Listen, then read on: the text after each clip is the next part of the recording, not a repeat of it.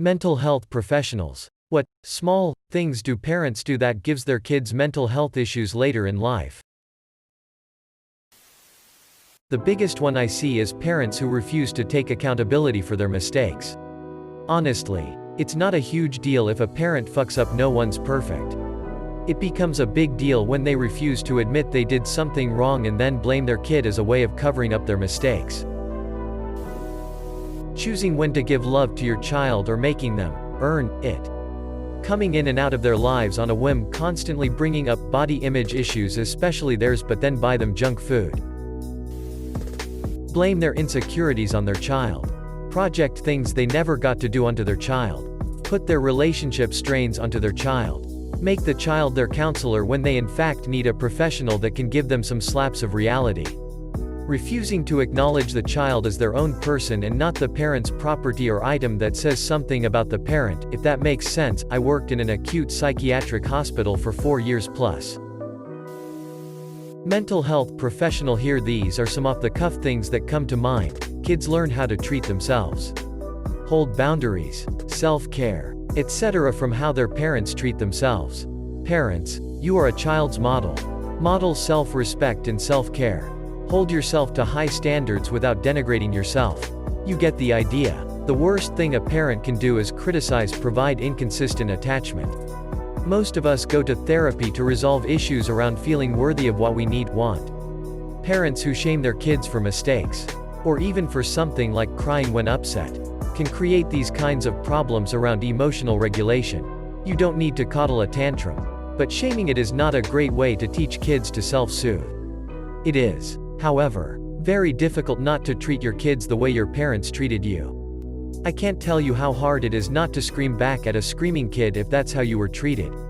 There are biosocial factors that were wired into your brain long before you were old enough to procreate. Therefore, self-care, admitting mistakes and getting your own therapy to resolve your own issues is key. See above. A great book about narcissistic parents and the way these sort of wounds get passed down generation to generation, The Drama of the Gifted Child. Listen and don't underestimate their concerns. Do not try to downplay their problems by saying that they aren't a big deal. For example, if a child comes to a parent and says that they are worried about something only to be told that their problem isn't even that serious. It all comes down to age. What a 5-year-old thinks is stressful has the same feeling as to what a 40-year-old thinks is stressful. The only difference is the perspective. If you don't listen to your kids when they tell you about the little things, they won't come to you about the big things. Because to them, they were all big things. Wish I could remember who said that originally, cause it's a gem. Credentials. I am a therapist specializing in treating traumatized children. I also see children who aren't traumatized and adults. Answer. Characterizing behavior as bratty, manipulative, or attention-seeking, especially out loud where your kids can hear you. Kids want one single goddamn thing on this earth. And that's to please their caregivers. If they knew how to do it reliably with good behavior, they would. If there are a lot of problem behaviors, there's a lot of problem parenting. So many things. But the biggest one that I see is not praising their kid enough. If I want my parents to take anything away from my teachings, it is that praise goes a long way. Who doesn't like being told they are good and that they did a good job? Praise for being, you are such an awesome kid. I love you so much. And praise for doing, thank you so much for doing your chores. It is such a big help and I appreciate it so much. Praise as a life changer builds self-esteem, self-confidence, pride in oneself and one's work. Lack of praise can make the opposite. Too many times parents feel like chores should be expected. And to an extent, yes. But still telling them you appreciate it makes them want to keep doing it and motivates them. Admit your own mistakes. My parents have never once in my life told me, I'm sorry I did that, and my God is every single conversation we have a fucking battle because they just refuse. 2. Apologize. Seriously. Teach your kids some humility. Family therapist, program manager for multiple op sites.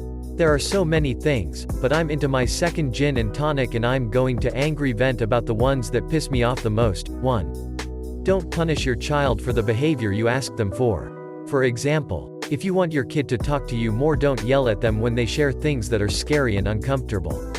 If you want your child to spend more time with the family, don't make shitty comments about them when they come down. 2. Don't parentify your child. Don't tell them about your bills, relationships, what their asshole parent did. Don't use them as an outlet, it is not their job to support you. 3. Don't withdraw your affection as punishment. Love from a parent is a right, not a privilege. Doesn't matter how much trouble they get into, you can discipline and love a child at the same time. There are more, but the bottom line is that your kids should know you like them. You think they are fun and interesting. You can sit through difficult and uncomfortable moments with them. You can respond to their crisis without becoming the crisis.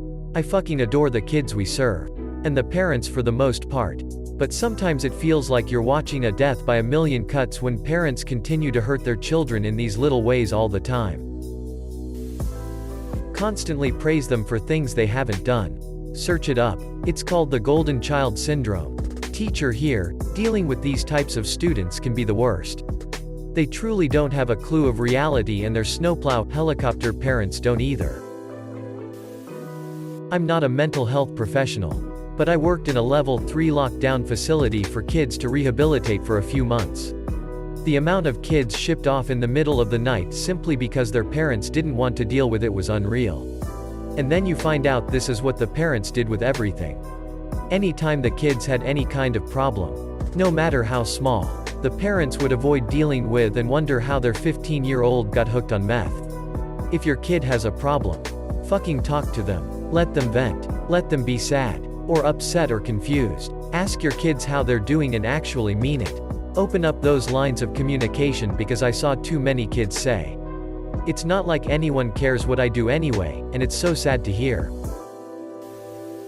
Counselor here. A few thoughts. Not setting appropriate boundaries, too many, too few, too rigid, or overly permissive. Inappropriate disclosure. Kids shouldn't know about their parents' marital conflict, money problems, etc. No emotional dumping. Someone kind of already said this. But negative views about oneself, diet culture, negative body image, negative self-talk. Not helping a kid identify their feelings related to their behaviors. Related. Not allowing kids to appropriately express full range of emotions. Invalidation. Age inappropriate expectations. Not apologizing, stigmatizing mental health, projecting your own anxieties onto them, not being able to manage own anxieties. Overreacting. No matter what your kid tells you, keep it cool. Otherwise they will be way less likely to come to you with problems. This works amazingly well. My parents hit the roof for every little thing. I've always strived to not freak out or make them feel bad when things break or spill. Now my 8 and 11-year-old boys run straight to me when something breaks or goes wrong. They know I'll help and that they won't be screamed at. It's awesome to be summoned to a paint spill or a broken glass immediately instead of having them try to cover it up or make a bigger mess trying to clean it up all by themselves. And it feels so good to know they trust me and feel safe with me. I am a licensed play therapist. It's so simple, but just acknowledging your child's feelings. I can see you're feeling sad. You're angry at me right now. You're scared. It helps children so much with mental health in the future. Because they grow into adults who understand and can express their emotions. It gives children a foundation of empathy and understanding from which to build healthy relationships with other people in the future. It's critical and only takes a minute. School psychologist here. Not setting good boundaries or defining parent-child roles. There are a lot of parents who unintentionally reverse roles, like confiding to their child about their adult problems or seeking too much comfort from their child.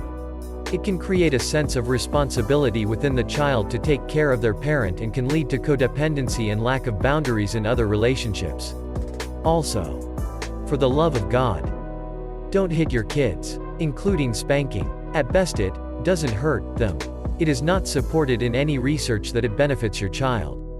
At worst it leads to a whole host of difficulties, including violence. Approval. Don't expect your kid to kiss the ground you walk on and see you as a god for providing food, clothes, and a roof. That's literally the bare minimum required by law. Don't drill into their heads they owe you gratitude for giving them life. They didn't have a choice in that matter. Don't treat them like a burden. Again, it was your choice to have a child. Shouldn't have become a parent if you couldn't handle the responsibility. Don't make your love conditional. Only to be given when you deign it so. Not only is that cruel, but it sets them up for failure in future relationships. Clearly I could go on, but these would probably be my tops. Ex-counselor here. 1. Not allowing negative emotions like anger, jealousy, etc. Teach them those are normal, and what to do with your emotions. 2. Pressure to perform. Don't try and make your kids something they're not, especially if it's what you wished you were. 3. Never letting them find the consequences of their mistakes. You might want to protect them, but you're stopping them from learning how to avoid mistakes, and how to recover from them, and how to deal if other people make mistakes. 4. Not talking about awkward topics. Sex, bullying, addictions, masturbation, racism, cheating, classism, body image, etc. aren't often comfortable to talk about, but it's important they learn from somewhere other than the internet. 5. Not dealing with and owning your own shit. We've all got problems. Best to deal with it rather than perpetuate cycles. Find a therapist for yourself, and be open with your kid that you know, and you're trying your best. It gives them space to learn grace and how to deal with their issues.